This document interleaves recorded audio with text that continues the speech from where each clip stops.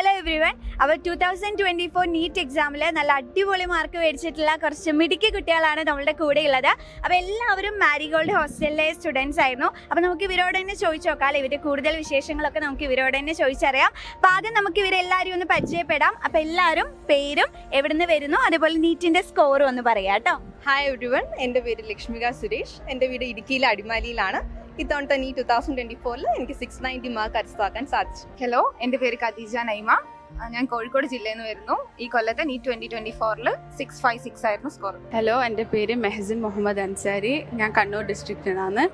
എനിക്ക് ഈ പ്രാവശ്യം നീറ്റ് സ്കോർ 652 ആണ്. ഹലോ, എൻ്റെ പേര് ഫെലീന ഫ്രാൻസിസ്. ഞാൻ എറണാകുളം ഡിസ്ട്രിക്റ്റിൽ നിന്ന് വരുന്നു. ഈ പ്രാവശ്യത്തെ നീറ്റ് 2024 എനിക്ക് 669 മാർക്ക് സ്കോർ ചെയ്യാൻ സാധിച്ചു. ഹലോ, എൻ്റെ പേര് ലെന റോസ്ലിൻ തോമസ്. ഞാൻ ഇടുക്കി ജില്ലയിൽ നിന്ന് വരുന്നു. ഈ പ്രാവശ്യത്തെ നീറ്റിൽ എനിക്ക് 663 മാർക്ക് സ്കോർ ചെയ്യാൻ സാധിച്ചു. എൻ്റെ പേര് നജഫ സഹീർ സി. കോഴിക്കോട് നിന്നാണ് വരുന്നത്. 672 ആണ് നീറ്റ് സ്കോർ. അപ്പോൾ എല്ലാവരെയും നീറ്റ് സ്കോറൊക്കെ നമ്മൾ അറിഞ്ഞാൽ എല്ലാവർക്കും നല്ല മാർക്കുകളുണ്ട്.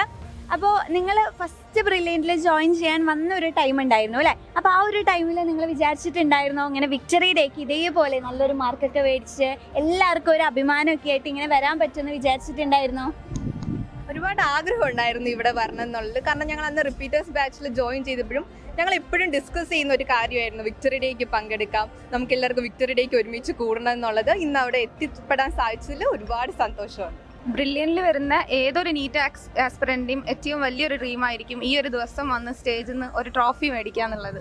അപ്പം ഇന്ന് അത് സത്യമായിരിക്കുകയാണ്. അപ്പം ബ്രില്യനിൽ മാരിഗോൾഡ് ഹോസ്റ്റലിലാണ് നിന്നത്. അപ്പം അവർ തന്ന സപ്പോർട്ട് എന്ന് പറഞ്ഞാൽ അത് പറഞ്ഞറിയിക്കാൻ പറ്റില്ല. ചിലപ്പം അത്ര നല്ല സപ്പോർട്ടായിരുന്നു. ബ്രില്യൻറ്റിൽ വന്നപ്പോൾ എല്ലാവരും വിക്ടറി ഡേനെ കുറിച്ചെല്ലാം പറയാറെല്ലാം ഉണ്ടായിരുന്നു. മേരിഗോൾഡ് ഹോസ്റ്റൽ ആയിക്കൊണ്ട് തന്നെ നമ്മളെ ക്യാമ്പസിൻ്റെ അടുത്തായിക്കൊണ്ട് തന്നെ ഭയങ്കര ഈസി ആയിരുന്നു. ലൈക്ക് ക്ലാസ്സസ് അറ്റൻഡ് ചെയ്യാനും പിന്നെ ഹോസ്റ്റലിലെ ഫെസിലിറ്റീസ് എല്ലാം അടിപൊളിയായിരുന്നു. പിന്നെ ഇവിടെ എത്തിച്ചേർന്നതിന് ഭയങ്കര സന്തോഷം.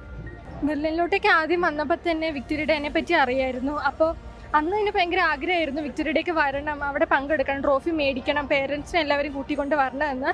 പിന്നെ ഫ്രണ്ട്സിൻ്റെയും ടീച്ചേഴ്സിനും ഒക്കെ ലാസ്റ്റ് നമ്മുടെ റിപ്പോർട്ട് കാർഡൊക്കെ കൊടുക്കുമ്പോൾ അവർ പറഞ്ഞ് നമ്മുടെ എവിടെയാണ് നമുക്ക് പോകുന്നതെന്നൊക്കെ പറഞ്ഞ് തരുമായിരുന്നു. പിന്നെ ലാസ്റ്റ് ഞങ്ങൾ പോകാൻ നേരത്തായാലും വിക്ടറി ഡേക്ക് കാണാമെന്നൊക്കെ പറഞ്ഞാണ് ഞങ്ങൾ ഇതിന്മേൽ പോയത്. പിന്നെ ബ്രില്യൻറ്റിൽ നിന്ന് ഭയങ്കര സപ്പോർട്ടായിരുന്നു.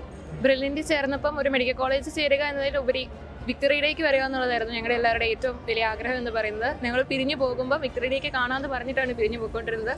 ഇന്ന് ഇങ്ങനെ വിക്ടറി ഡേയിൽ പങ്കെടുക്കാൻ സാധിച്ചതിൽ ഒരുപാട് സന്തോഷമുണ്ട്. ബ്രില്യനിൽ വരുമ്പോൾ എന്തായാലും എന്തെങ്കിലും നല്ലൊരു സ്കോറിലേക്ക് എത്തണം എന്നുള്ള ഒരു ആഗ്രഹത്തോടെയാണ് ഇങ്ങോട്ട് വന്നത്. ഇപ്പം ഇവിടെ വിക്ടറി ഡേക്ക് ഇവിടെ ഇങ്ങനെ നിൽക്കാൻ കഴിഞ്ഞപ്പോൾ ഭയങ്കരമായിട്ട് അഭിമാനമുണ്ട്, സന്തോഷമുണ്ട്.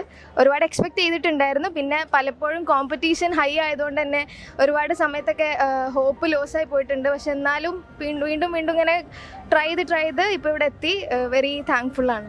അപ്പോൾ ബ്രില്യൻറ്റിലെ ഈ ത്രൂ ഔട്ട് എക്സ്പീരിയൻസിനെ കുറിച്ച് നിങ്ങൾക്ക് എന്താണ് ഓവറോൾ ആയിട്ട് പറയാനുള്ളത്? ഇപ്പോൾ നിങ്ങൾക്ക് ഒരുപാട് ഫെസിലിറ്റീസും കാര്യങ്ങളൊക്കെ കിട്ടിയിട്ടുണ്ടാവും അല്ലേ? അപ്പോൾ അതിനൊക്കെ കുറിച്ച് എത്രത്തോളം നന്നായിട്ട് അതൊക്കെ യൂട്ടിലൈസ് ചെയ്യാൻ പറ്റി, അതിനെയൊക്കെ കുറിച്ച് എന്താ പറയാനുള്ളത്? നമ്മൾ ഏറ്റവും ബെസ്റ്റ് പ്ലേസിലാണ് എത്തിപ്പെട്ടെന്നുള്ളതാണ്.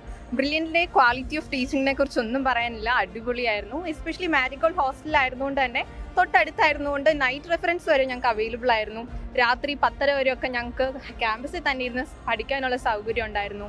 ബ്രില്യൻറ്റിലെ ലേണിംഗ് ആപ്പ് വളരെയധികം ഹെൽപ്ഫുൾ ആയിരുന്നു. കുറേയധികം ക്വസ്റ്റ്യൻസ് അതിലുണ്ട്. നമുക്ക് ക്വസ്റ്റ്യൻസിന് ഒരിക്കലും ഒരു ക്ഷാമം ബ്രില്യൻറ്റിൽ എത്തിയാൽ പിന്നെ ഇല്ല. ടീച്ചിങ് എല്ലാം അടിപൊളിയായിരുന്നു. ഇത്ര വലിയൊരു റിസൾട്ട് എന്ന് പറഞ്ഞാൽ ഇന്ന് ഇപ്പോൾ ഇവിടെ 2000 പുറത്ത് കുട്ടികൾ റിസൾട്ട് മേടിച്ചു. അപ്പം ഇത്ര വലിയൊരു റിസൾട്ട് എന്ന് പറഞ്ഞാൽ ഒരു കമ്പൈൻഡ് എഫേർട്ടാണ്. അപ്പം ബ്രില്യൻ്റ് എന്ന് പറഞ്ഞ സിസ്റ്റത്തിൽ നിന്ന് ഉണ്ടായ ഒരു കമ്പൈൻഡ് റിസൾട്ടാണത്. അപ്പം അവർ തന്ന ഹെൽത്ത് കെയർ ഫെസിലിറ്റീസ് ആയാലും ഫുഡ് ഫെസിലിറ്റീസ് ആയാലും ഹോസ്റ്റൽ ഫെസിലിറ്റീസ് ആയാലും ടീച്ചേഴ്സ് ആയാലും എല്ലാം ടോപ്പ് ക്വാളിറ്റി ആയിരുന്നു. അതാണ് ഈ റിസൾട്ടിൻ്റെ ഒരു എസെൻസ് എന്ന് പറഞ്ഞാൽ.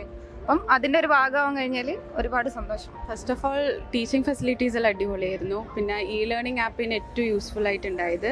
പിന്നെ ഈ ലക്ഷ്മിക പറഞ്ഞ പോലെ നൈറ്റ് റെഫറൻസ് അതെല്ലാം ഭയങ്കര യൂസ്ഫുൾ ആയിരുന്നു. ആൻഡ് വീക്കെൻഡ് ആണെങ്കിലോ ഹോസ്റ്റലിൽ ഇരുന്ന് പഠിക്കുമ്പോൾ ഭയങ്കര ലൈക്ക് ബോർഡ് അടിക്കുന്ന സമയം നമ്മൾ ക്യാമ്പസിൽ പോയി പഠിക്കുമ്പോൾ കുറച്ചും കൂടിയും റിഫ്രഷ് ആയിട്ട് തോന്നിയിട്ടുണ്ടായിരുന്നു. അപ്പോൾ ആ ഫെസിലിറ്റീസ് എല്ലാം അടിപൊളിയായിരുന്നു. എല്ലാം കൊണ്ട് നല്ലതായിരുന്നു. ബ്രില്യൻറ്റ് വളരെയധികം സിസ്റ്റമാറ്റിക് ആണ്. നമുക്ക് എന്ത് പ്രശ്നം ഉണ്ടെങ്കിലും നമുക്ക് ഡയറക്ടേഴ്സിനോടൊക്കെ ഡയറക്റ്റായിട്ട് വന്ന് ചോദിക്കാം. നമുക്കിപ്പോൾ വിഷമം ഉണ്ടെങ്കിൽ നമുക്ക് വാർഡന്മാരോട് സംസാരിക്കാം, പ്രൊഫസേഴ്സിനോട് സംസാരിക്കാം, ഡയറക്ടേഴ്സിനോടൊക്കെ സംസാരിക്കാം. നമുക്ക് എപ്പോൾ വേണമെങ്കിലും നമുക്ക് പ്രൊഫസേഴ്സിനോട് ഡൗട്ടൊക്കെ ചോദിക്കാൻ സാധിക്കും. പിന്നെ അവർ ഇങ്ങനെ കറക്റ്റായിട്ട് എക്സാംസ് നടത്തും. ആ എക്സാംസിൻ്റെ അന്ന് തന്നെ അവർ അതിൻ്റെ ഡിസ്കഷൻ നടത്തും. അതൊക്കെ നമുക്ക് വളരെയധികം ഹെൽപ്ഫുള്ളാണ്. പിന്നെ റെഫറൻസ് അത് ഭയങ്കര നല്ലതായിരുന്നു. നമുക്ക് ഹോസ്റ്റലിൽ ഇരുന്ന് ഇപ്പോൾ മടുപ്പ് അങ്ങനെ എന്തെങ്കിലും തോന്നുവാണെങ്കിൽ നമുക്ക് റെഫറൻസിന് പോവാം. പിന്നെ ഞങ്ങളുടെ ഹോസ്റ്റലിൽ തന്നെ സ്റ്റഡി ഹോൾസ് അവൈലബിൾ ആയിരുന്നു. അവിടെയൊക്കെ നമുക്കിരുന്ന് പഠിക്കാൻ പറ്റുമായിരുന്നു. പിന്നെ എന്നെ സംബന്ധിച്ചിടത്തോളം ഞാൻ ആദ്യമായിട്ടാണ് ഒരു ഹോസ്റ്റൽ ലൈഫ് എക്സ്പീരിയൻസ് ചെയ്യുന്നത്. അന്നേരം വീട്ടിൽ നിന്ന് മാറി നിൽക്കുന്നതിൻ്റെതായ ഒരുപാട് പ്രശ്നങ്ങളുണ്ടായിരുന്നു. അന്നേരം ഭയങ്കരമായിട്ട് ഡൗൺ ആയി പോകുമ്പം നമുക്ക് പ്രൊഫസേഴ്സിനോട് പോയി സംസാരിക്കാൻ പറ്റും. ഇപ്പോൾ സ്റ്റീഫൻ സാറിനോടൊക്കെ ഞാൻ ഒരുപാട് തവണ പോയി സംസാരിച്ചിട്ടുണ്ട്. അന്നേരം ഡയറക്ടേഴ്സിൻ്റെ ഭാഗത്തു നിന്നൊക്കെ നമുക്ക് നല്ലൊരു സപ്പോർട്ട് കിട്ടുന്നുണ്ടായിരുന്നു. പിന്നെ ഞങ്ങളുടെ ക്ലാസ് ടീച്ചർ തന്നെ മിസ്സായിരുന്നു. ശരിക്കും ക്ലാസ് ടീച്ചർ നല്ല ശരിക്കും എൻ്റെ അമ്മയെ പോലെ തന്നെയായിരുന്നു. എനിക്ക് എന്ത് വിഷമം ഉണ്ടെങ്കിലും പോയി പറയായിരുന്നു. ഞാൻ ഒരുപാട് പോയിരുന്ന കാര്യമൊക്കെ ചെയ്തിട്ടുണ്ട്. മിസ് ഒരുപാട് സപ്പോർട്ട് ചെയ്തിട്ടുണ്ട്. അതിൽ ഒരുപാട് സന്തോഷമുണ്ട്. അന്നേരം നമുക്ക് ഇവിടെ തരുന്ന ഒരു സപ്പോർട്ട് എന്ന് പറയുന്നത് വളരെ വലിയൊരു സപ്പോർട്ടാണ്. ആ സപ്പോർട്ട് കൊണ്ടാണ് നമ്മളൊക്കെ ഇവിടെ എത്തിച്ചേരുന്നത് തന്നെ. ബ്രില്യൻ്റെ ഏറ്റവും ബെസ്റ്റ് പാർട്ട് എന്ന് പറഞ്ഞാൽ അതിൻ്റെ കോമ്പറ്റീഷനാണ്. കോമ്പറ്റീഷൻ്റെ ടൈമിൽ നമ്മൾ പലപ്പോഴും നമുക്ക് കിട്ടൂലേ എന്നിങ്ങനെ ചിന്തിക്കെങ്കിലും പിന്നെ നമ്മൾ ആലോചിക്കേണ്ട ഒരു കാര്യം എന്ന് പറഞ്ഞാൽ ബ്രില്യൻറ്റിലെ സ്റ്റുഡൻസ് പറയുമ്പോൾ നമ്മൾ കേരളത്തിലുള്ള എല്ലാവരോടും കോമ്പറ്റ് ചെയ്തിട്ടാണ് ഈ ഒരു റാങ്കിൽ എത്തുന്നത്. നമ്മളെപ്പോഴും ആ ഒരു ഹോപ്പ് നമുക്ക് എപ്പോഴും ഉണ്ടാവും. അതുകൊണ്ട് തന്നെ കോമ്പറ്റീഷനാണ് എനിക്ക് ഏറ്റവും ഇവിടെ ഭയങ്കര ഇൻഫ്ലുവൻസ് ആയിട്ട് തോന്നുന്നത്. പിന്നെ ലൈബ്രറി പറയണം, ഡയറക്ടേഴ്സ് പറയണം, ക്ലാസ് ടീച്ചർ പറയണം. പിന്നെ എല്ലാം കൊണ്ടും എല്ലാവരും ഭയങ്കര സപ്പോർട്ടീവാണ്. ഹോസ്റ്റലാണെങ്കിലും ഒക്കെ എല്ലാം വെരി സപ്പോർട്ടീവാണ്, സിസ്റ്റമാറ്റിക് ആണ്.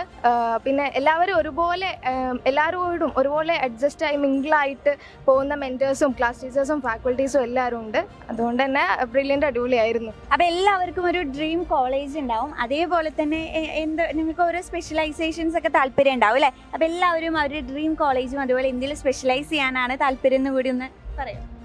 എൻ്റെ ഡ്രീം കോളേജ് ട്രിവാൻഡ്രോ ആണ്.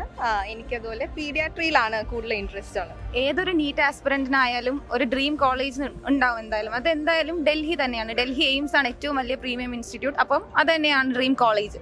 പിന്നെ ഏതൊരു കോളേജ് ആയാലും ഗവൺമെൻറ് MBBS എന്നുള്ള ആ ഒരു ഡ്രീം തന്നെയാണ് ഉണ്ടായിരുന്നത്. കാരണം നമ്മൾ പഠിക്കുമ്പം ആ ഒരു കോഴ്സിന് ഒരുപാട് ഇമ്പോർട്ടൻസ് ഉണ്ട്.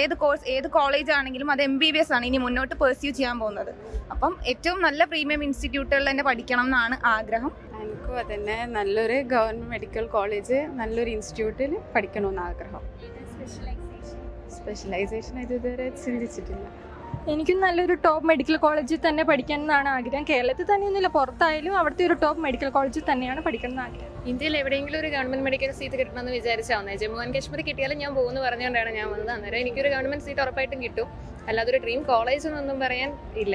പിന്നെ സ്പെഷ്യലൈസേഷനെ കുറിച്ച് തീരുമാനിച്ചിട്ടില്ല. എൻ്റെ ഡ്രീം കോളേജ് പറഞ്ഞാൽ എല്ലാവർക്കും ഉള്ള പോലെ എയിംസ് ന്യൂഡൽഹി കിട്ടിയാൽ കുഴപ്പമില്ലായിരുന്നു, കാലിക്കറ്റ് മെഡിക്കൽ കോളേജ് കിട്ടിയാലും കുഴപ്പമില്ലായിരുന്നു. പക്ഷേ ഇക്കൊല്ലത്തെ സ്കോർ ഇങ്ങനെയൊക്കെ ആയതുകൊണ്ട് തന്നെ ഇനി നമ്മൾ ഹോപ്പ് ഫോർ ദ ബെസ്റ്റ് എന്നുള്ള പോലെ കിട്ടട്ടെ, ഏറ്റവും ബെസ്റ്റിൽ കിട്ടട്ടെ എന്നുള്ള ആ ഒരു ഇതിൽ പോകാനാണ് ആഗ്രഹം. അപ്പോൾ എല്ലാവരും അവരുടെ വിശേഷങ്ങളൊക്കെ നമ്മളുമായിട്ട് പങ്കുവെച്ചിട്ടുണ്ട്. അപ്പോൾ നമുക്ക് കുഞ്ഞൊരു ചെറിയൊരു സെക്ഷൻ കളിച്ചാലോ? ഒരു 2-3-4 ക്വസ്റ്റ്യൻസ്. ഓക്കെ, അപ്പോൾ നിങ്ങൾ അതൊക്കെ ചെയ്തിട്ടുണ്ട് എങ്കിൽ ഐ ഹാവ് ആണെങ്കിൽ നിങ്ങളുടെ റൈറ്റ് ഹാൻഡ് റൈസ് ചെയ്യുക. അപ്പോൾ ഐ ഡോണ്ട് ഹാവ് ആണെങ്കിൽ ലെഫ്റ്റ് ഹാൻഡ്. ഓക്കെ, അപ്പോൾ എപ്പോഴെങ്കിലും വീക്ക്ലി എക്സാംസ് ഒക്കെ സ്കിപ്പ് ചെയ്തിട്ടുണ്ടോ? സ്കിപ്പ് ചെയ്തിട്ടുണ്ടെങ്കിൽ റൈറ്റ് ഹാൻഡ്, ഇല്ലാന്നാണെങ്കിൽ ലെഫ്റ്റ് ഹാൻഡ്. ഓക്കെ, ചിലർ ചെയ്തിട്ടുണ്ട്, ചിലർ ചെയ്തിട്ടില്ല അല്ലേ? പിന്നെ സിക്ക് ആണെന്ന് പറഞ്ഞിട്ട് എപ്പോഴെങ്കിലും ഹോസ്റ്റലിൽ ഇരുന്ന് പഠിച്ചിട്ടുണ്ടോ?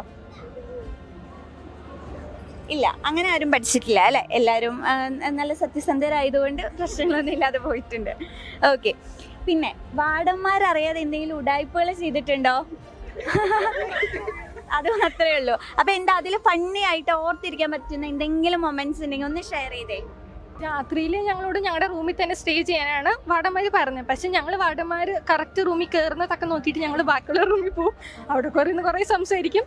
എന്നിട്ട് പിന്നെ അവർ വരാറാവുമ്പോഴത്തേക്ക് ഞങ്ങൾ പിന്നെ ഞങ്ങളുടെ റൂമിലോട്ട് പോകും. അങ്ങനെയൊക്കെ. പിന്നെ നമ്മളിങ്ങനെ പഠിത്തത്തിൽ മുഴുകിയിരിക്കുകയാണ് അല്ലേ? അപ്പൊ അങ്ങനെ പഠിത്തത്തിൽ മുഴുകിയിരുന്ന് എപ്പോഴെങ്കിലും കുളിക്കാനൊക്കെ മറന്നു പോയിട്ടുണ്ടോ? ഉണ്ടോ? ഇല്ല, കുളിക്കാൻ ആരും മറന്നിട്ടില്ല അല്ലേ? അപ്പോൾ എന്തായാലും എല്ലാവരും നല്ലൊരു റിസൾട്ടൊക്കെ വാങ്ങി വളരെ ഹാപ്പി ആയിട്ടും അതേപോലെ തന്നെ നല്ല പ്രൗഡായിട്ടാണ് നമ്മുടെ മുന്നിൽ നിൽക്കുന്നത്. അപ്പോൾ എല്ലാവർക്കും നിങ്ങളെല്ലാവരും ആഗ്രഹിച്ച പോലെ തന്നെ നല്ലൊരു ഫ്യൂച്ചർ ഉണ്ടാവട്ടെ എന്ന് നമ്മളെല്ലാവരും ആത്മാർത്ഥമായിട്ട് പ്രാർത്ഥിക്കുകയാണ്. അപ്പോൾ എല്ലാവർക്കും ഓൾ ദ വെരി ബെസ്റ്റ്.